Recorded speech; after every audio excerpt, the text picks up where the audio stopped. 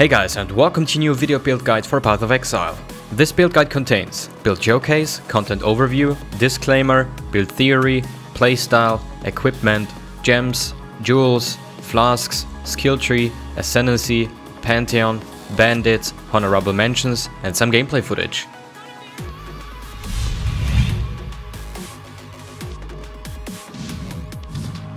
This build is a cheap league starter to do all content. There are no expensive uniques or items that will give you a hard time getting. You will still have the option to invest some currency to make it even stronger. Recommendations for that and all kinds of questions are and will be answered on a specific thread by FST on the PoE forum. You can also ask your questions in the comment section of this video, and I will do my best to answer all of them. Make sure to hit the subscribe button and activate the notification bell to not miss any new builds.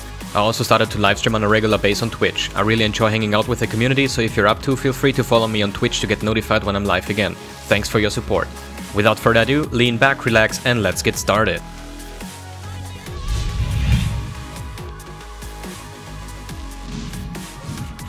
This is a solid league start and beginner friendly build, which is able to progress into high tier maps and farm the Eternal Labyrinth on a budget. The build is very tanky due to the Juggernaut's Ascendancy. It has a decent life pool, high life regeneration and really good damage mitigation, especially for physical damage. Skill of choice is Sunder, but minor adjustments will allow you to use Earthquake or other skills too. This is a league starter build that doesn't require build enabling items, can progress into high tier maps on a tiny budget, has a fast and safe Atlas progression at league start, and has the ability of farming Uberlab fast and safe to generate currency. This build is very tanky due to high armor for reduced physical damage taken, endurance charges for life regeneration, reduced damage taken and resistances, Fortify for reduced damage taken from hits, life regeneration and life leech. We're gonna use Leap Slam as our movement skill.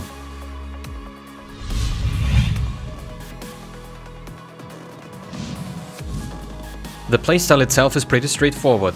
Leap from pack to pack and kill everything on the screen. Use flasks for additional damage and to boost your survivability. If you're facing a boss, activate flasks and use Enduring Cry. Leap Slam to dodge hits or to reposition if necessary. Keep up Fortify for damage mitigation.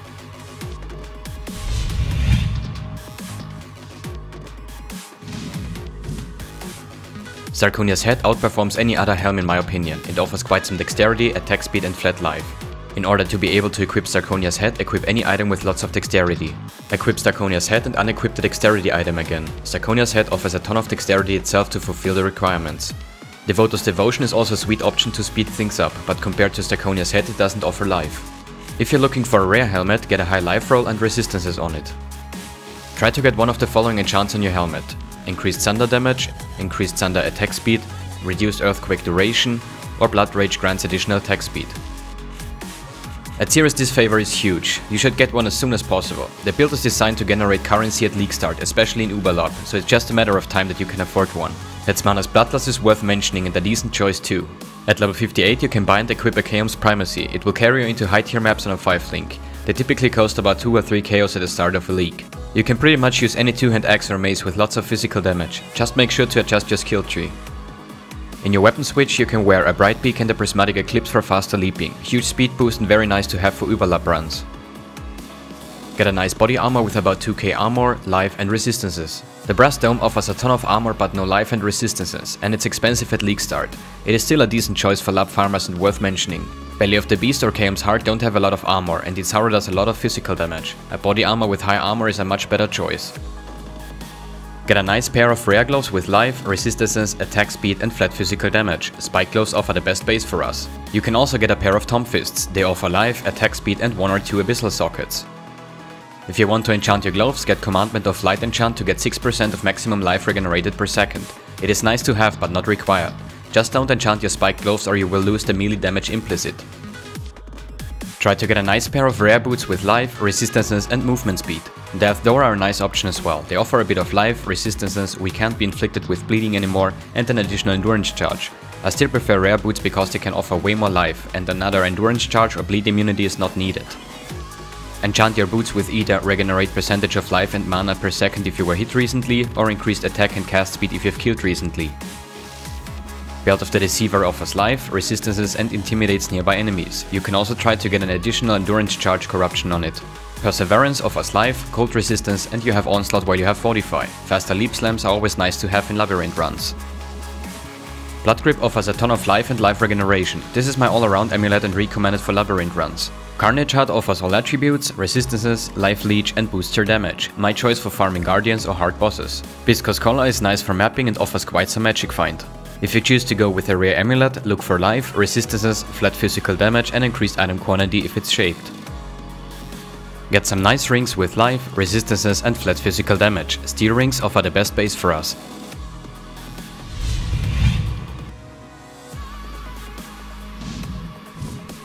In our weapon we will socket Sunder, concentrated effect support, melee physical damage support and multi-strike support as our base 4 link, Fortify support or Ruthless support will be our 5th link and Maim support will complete our 6th link. Fortify support in our main skill is personal preference, you could also use it in a Leap Slam setup.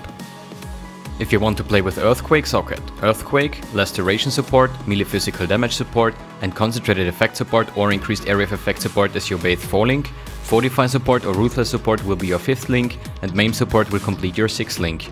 Earthquake is not recommended for leveling and early start, you can transition your Sunder Juggernaut into Earthquake once you can afford some gear optimizations on day 2 or 3. In our body armor we will socket Ancestral War Chief, melee physical damage support, faster attack support and concentrated effect support as our base 4 link, Bloodlust support will be our 5th link and Maim support will complete our 6th link. Our 4 link setup will contain Leap Slam, faster attack support, blood magic support and Culling Strike support or Fortify support if you skip that one on a 6 linked weapon slot. Our 3 link setup will contain Enfeeble level 5, Blood Rage level 7 and Cast when damage taken support level 1.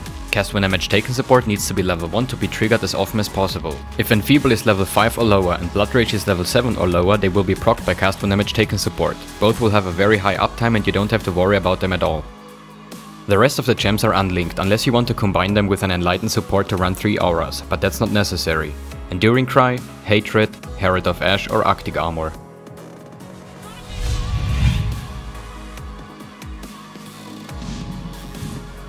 We're going to use a couple of rare jewels. Abyss jewels aren't really worth getting compared to regular jewels unless you're playing with a pair of Tom Fists. Jewel mods for Sunder should contain physical damage modifiers such as increased melee damage, increased global physical damage, increased physical damage with access, increased physical damage with two-handed melee weapons and increased area damage. Attack speed modifiers such as increased attack speed with access and increased attack speed with two-handed melee weapons. And if you can afford it, an increased maximum life modifier. If you are playing with Earthquake, look for physical damage modifiers such as increased melee damage, increased global physical damage with access, increased physical damage with two-handed melee weapons and increased area damage. And if you can afford it, an increased maximum life modifier.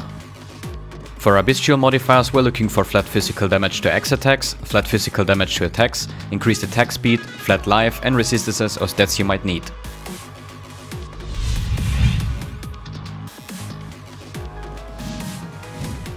My everyday flask setup contains Alliance Raw Granite Flask for a massive armor boost and more melee physical damage, an Atsiris Promise Amethyst Flask for physical damage as extra chaos damage and the resulting chaos damage life leech, 2 instant heal life flasks to recover after a hard hit, and a Basalt Flask for physical damage reduction.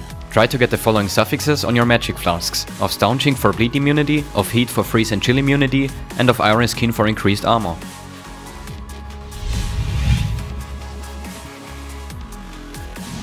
A detailed skill tree plan, leveling advices and gear choices while leveling are listed in FST thread on the Path of Exile forum. I also included the link for Path of Building. Links are given in the description below.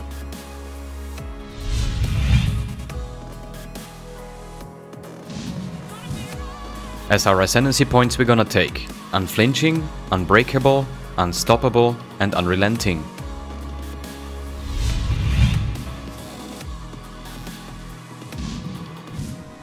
Always get the maximum out of your Pantheon powers with upgrades. They are not mandatory but always nice to have. For mapping we're going to use Soul of Lunaris as our major god for physical damage reduction and increased movement speed, and Soul of Grutkul as our minor god for additional physical damage reduction. For bosses we're going to use Soul of Solaris as our major god for physical damage reduction and the chance to take less area damage from hits, and Soul of Tukuhama as our minor god to gain additional damage reduction while stationary.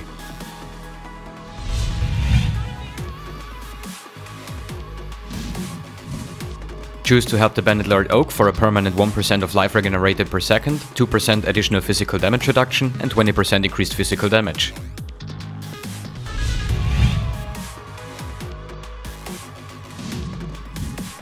A big thanks to FST for writing the guide and providing me with the footage for our project. He is also a content creator on YouTube for all kinds of Path of Exile videos, make sure to check him out. Links are given in the description below. Thanks for watching my video. I would greatly appreciate your support with a simple like on this video, your thoughts and feelings about the content itself in a comment. On top of that, subscribe to my YouTube channel if you want to see more videos from me in the future. It is totally free, so become a part of our great community. Take care and have a great day.